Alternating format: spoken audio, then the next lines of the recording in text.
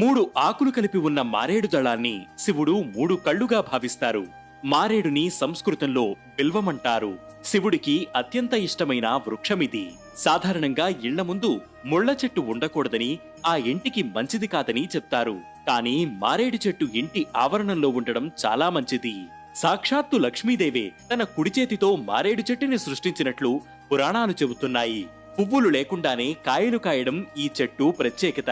ఆ ఫలాలను శ్రీఫలాలు అంటారు. ఈ చెట్టు ఎక్కడ ఉంటే అక్కడ లక్ష్మీదేవి ఉంటుందని నమ్ముతారు. మారేడు చెట్టు మొదట్లో శుభ్రం చేసి చెట్టు మొదలకు పసుపు రాసి కుంకుమ బొట్టు పెట్టి పువ్వులతో అలంకరించి 9 ప్రదక్షిణలు చేస్తే కోటి దేవతలకు ప్రదక్షిణలు చేసినంత పుణ్యం కలుగుతుందని పురాణాలు చెబుతున్నాయి. మారేడు చెట్టు కింద ఎవరైనా భోజనం పెడితే ఆ